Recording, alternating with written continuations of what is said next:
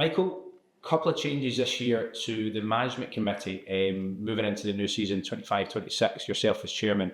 Talk us through those. Well, we unfortunately lost a few really crucial members of our management committee. Tess Medag, Joe Shaughnessy and Jack McKenzie all moved on to pastures new and in different parts of the world. So unfortunately, the way the management committee works at that point, when you leave playing in Scotland, you immediately give up your position on the management committee. So we had to then try and replace those members. We always want to have as great a representation, of up and down the country in the different leagues. So, making sure that we have part-time players, full-time players from all 4 leagues is really important to ultimately represent the other members and players up and down the country. So we've went about kind of reaching out and speaking to a few players, and fortunately we've had kind of brilliant buy-in, and we've managed to get 6 new members joining our management committee. And just giving a little bit of detail in terms of how the management committee operates, and your role as chairman as part of that, what can other sort of players expect in terms of feedback and stuff from that? Well, I think obviously that there are details that are discussed, and things that are discussed are confidential, but for the most part, it's about understanding and bringing ideas to the union, to us at PFA, from the players' perspective, being able to see really up close what happens behind closed doors. A lot of the real good work that's done by the union often isn't publicised. It does kind of go unknown. Of course, we do what we absolutely can to put out there and let people know what we're working on, but primarily it's an opportunity for the players to kind of guide the direction of travel and be able to bring the issues that they're seeing on a day-to-day basis, that they'll hear through their teammates, they'll hear through their friends up and down the country that are playing the game as well, that this is ultimately, as a union, we represent the employee, which is the player, and we're their voice and their support. So when challenges come, which inevitably they will through any individual's career or a club's participation in that individual's career, then we want to make sure that we're doing everything we possibly can in terms of what we can facilitate and what's sustainable for us to be able to provide the support that's necessary. And focusing again on your role as chairman, you've had a strong affiliation with the union for probably around about 5 or 6 years now. Can you talk us through some of the moments that have sort of taken you to that point? Yeah, I think throughout the course of my career, that there's been several moments which have kind of underlined the importance of having the union.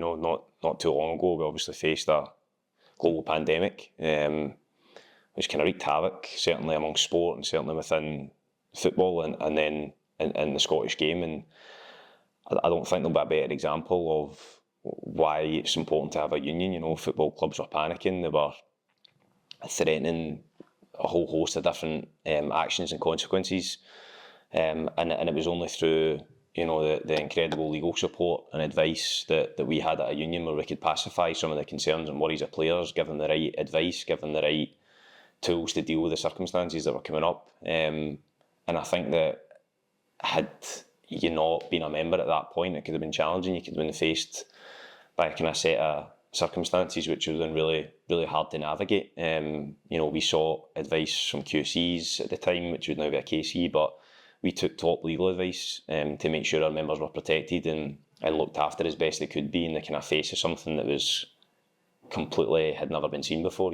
So that was certainly something I think that solidified how I felt about it. I was kind of involved in the union at that point, but solidified how I felt about it and the importance of the union.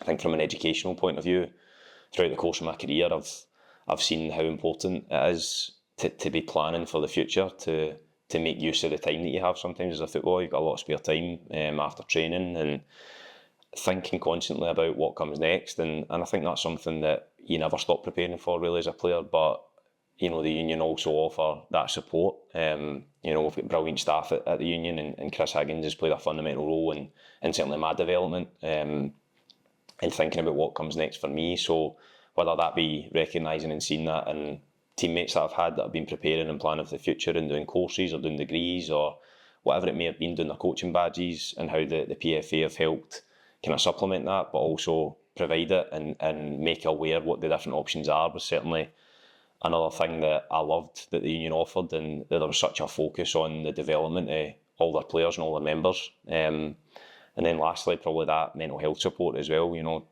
I've spoke before about my own challenges with my mental health throughout the course of my career as someone that's faced, depression and different kind of peaks and troughs along the way. I think understanding and seeing that there's a real strong support network there that the union provide is something that means a lot to me, and it's something that I'm now really proud of that we've got in place. It's now with Sporting Chance, but I think over the piece, we know that there's not enough support for wellbeing and mental health issues within football, and I think when we see how fundamental it is to the union and what they offer and the kind of time, resource and effort that they've put into establishing this service for their members, that aligns with me as a human being, that ultimately they want to make sure that if and when a player or a member ever needs that support, that the best service available is there for them.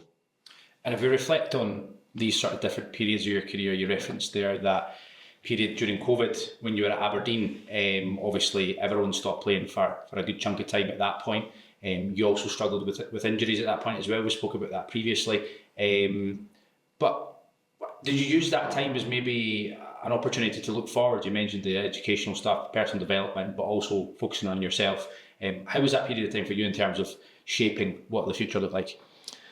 I think it was strange. It was obviously the season kind of get called, kind of to a halt pretty abruptly. And it was a challenging time. I think everyone was kind of, the first couple of weeks were just really unknown and unfamiliar. That when you were meant to be in the middle of your season, you should have been training and playing, everything stopped. So I think there was a kind of novelty to begin with, but then when the reality set in of what I was actually facing as or what was facing everybody in terms of this kind of prolonged period without football and without normal structure and routine in your life, then it became about what you were going to do to utilise that time. And I think that at that time, having access to courses, having self-development, personal development, I should say, was really beneficial. And I think it got me thinking. I know a lot of friends and teammates I had, there was similar, where you think about, it's almost that realisation of football was going to stop. This is like a kind of short bit of exposure, or a small bit of exposure to what that could look like. So what is it going to look like when eventually you do stop? The end comes for us all. And I think it just kind of puts you in that kind of mindset or frame of mind to contemplate and try and confront, well, what am I going to do here, and what have I got in place? How am I planning? How am I preparing for when that transition comes? And I think that was certainly a moment in time where I thought, I need to start doing more. I need to start preparing and put myself in a position that I am ready to make that transition whenever it comes. And moving further back into your career, you broke through at Hamilton Academical. When you look back in that period now, and maybe what your understanding of the union was, or maybe some of the challenges that were in the game at that time, how do you reflect on that now when you're in the position you're in? Do you know, I had a really good experience at that point, and that was primarily because the senior pros that were in my changing room, or certainly at the club before I maybe was even part of the first team at Hamilton. We had guys like Mark McLaughlin, Martin Cannon, Alex Neil, even latterly Kevin Cuthbert, who was our PFA rep at the time. And these guys were all captains in their own right. They were all really senior pros that knew the game, that had been around, and they would openly speak about the value of being part of the union. They would actively encourage the younger players to join the union, to be protected, to make sure that if anything went wrong contractually, if there was any mistreatment within the football club, it was the union that you would be looking to for support and try and correct that and step in your behalf. And that was really reaffirmed quite regularly. There was frequent club visits. Michelle Evans, who's a former member of staff, done a remarkable job at that time in terms of getting out, and how frequently in contact she was with not only myself but everybody up and down the country. And I think we've seen that presence so kind of fairly regularly, and it helped us to understand what a union was. I come from a family who are pro-union as well, so that kind of re-established that at home as well, or certainly reinforced that message that you were getting on a day-to-day basis when I'll go home and chat to my parents about it, or brother and sister.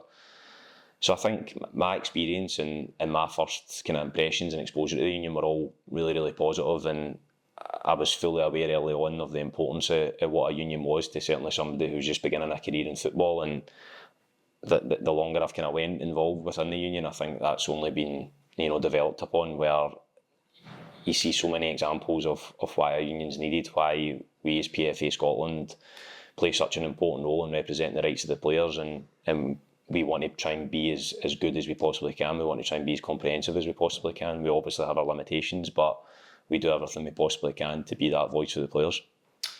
And we spoke about the early days at Hamilton, we spoke about Aberdeen in terms of it being a challenging period for a number of reasons. You left to go down south at Fleetwood and came back up, joining Hibs, Livingston, and then on to Ayr. But at that point, you took on much more of a more prominent role with PFA Scotland.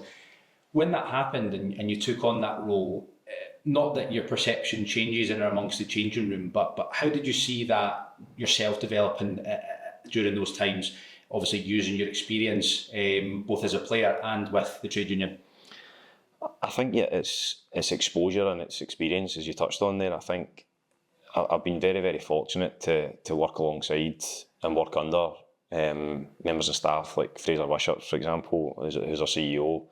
And Fraser would regularly take me along to meetings, take me into situations that, massively opened my eyes to different environments. And I think my confidence really started to kind of grow at that point where, I had my own opinions and my own beliefs. And that kind of injustice, if you like, I know that's a strong word, but a lot of things that I see personally that happen within football feel like an injustice, and that I struggle with that. And I think that through more involvement and I kind of certainly stepping into vice chair and then on to becoming chair, it made me feel like I then had the platform to speak on these things. And I think as I got older and started to mature and really my own opinions and beliefs formed more securely, I then had that confidence through being in different environments and exposure to different groups of people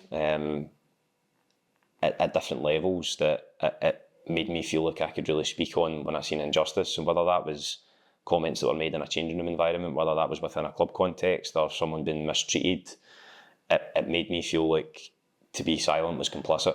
And I think that would be certainly a message that I would pass on to anybody, that if you see something, there's power in speaking on it. Remaining silent, we're moving away from the days where remaining silent is good enough. It's not good enough. And if we want to see any kind of change, we need to start speaking, and we need to have the confidence to speak on that and challenge what we believe or what we know to be wrong. But that's all been part of kind of personal development and growth, that through having the opportunity to experience these things, I think it just naturally develops over time. So I think as well, the more you're involved, the more work you see, and the more effort and commitment that you see the staff here at PFA Scotland have for the services that we offer. And you become really protective of that when you're close to it. I think when you hear people speak negatively about the union, certainly considering we're a small, relative to other unions in neighbouring countries, we're a small union, and restricted in some capacities to what we can possibly offer. And despite the work and effort that goes in, when you hear that at times, when you hear criticism, you take that really personally. So you kind of become an avid defender of the union as well, because you get that exposure and you see what's going on. But overall, I think that the longer you're involved, you care more deeply. You want to protect the union at all costs. You want to protect the reputation of the union. And ultimately you want to encourage as many people to understand their strength in numbers, and without the members, without the players, we don't have a union. So the strength is in the collective, and we need everybody to try and buy into that as much as possible to then give us that voice and presence that we need to be the best version of what we can be. And you touched on there the evolution of some issues, both societal, both exclusive to football, but ultimately using the union as a platform, as a voice for the players. This past year, you've obviously taken on a little bit more responsibility within the union, and you've collaborated with a number of partners as part of your role as well. When reflecting on some of the stuff we've just discussed there, how do you feel that's developed working alongside those partners?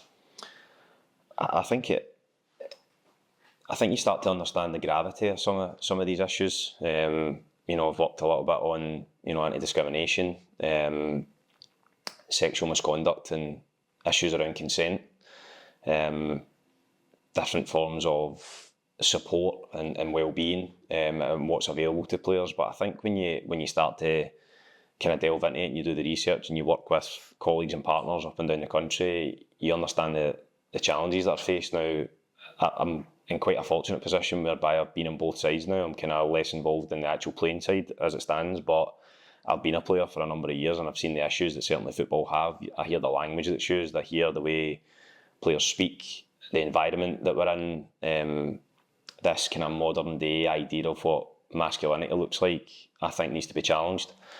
And not challenged in a negative way, but challenged as in there needs to be a redefining of what that means. And we at times don't ask to be, but we have to understand that as football players up and down the country, we are role models to everybody else. We have a platform and we have an opportunity to set an example and use our voice at times. And I think through learning and through speaking to the partners that you mentioned, you start to see that these aren't just football specific issues, these are societal issues. But football plays such a huge role in our society that I feel that we're obligated to take them seriously and to certainly do what we can to make changes, to try and make progress and to try and evolve as a group of people, that we can try and be an example to society on things around homophobia, things about racism, sectarianism, the treatment of women in society, gender-based violence. There are a whole host of issues that we need to do more on.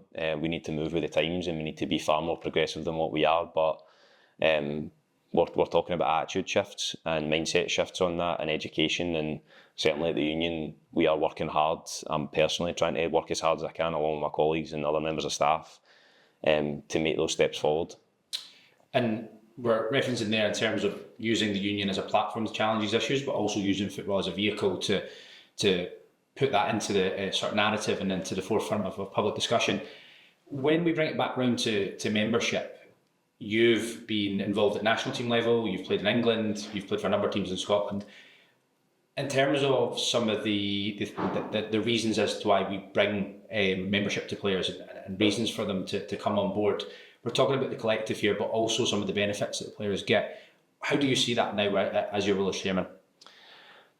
Well, I think first and foremost we need to remember what a union is, and I think we're very fortunate, the type of union that we are as a member myself still, and as technically a current player. I think we need to understand that primarily we at PFA Scotland are there to look after the rights of our players, the workplace rights and employee rights of the players.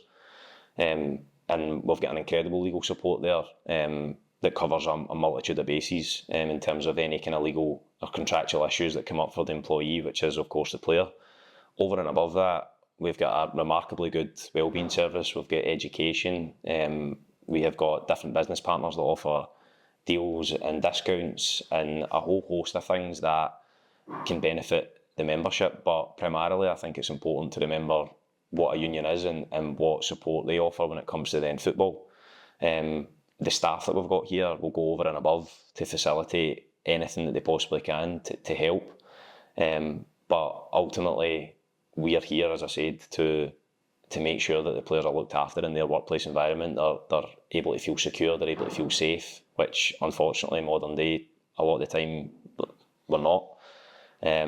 But there's a minimum standard for what the workplace environment looks like, and that will never be compromised as an employee.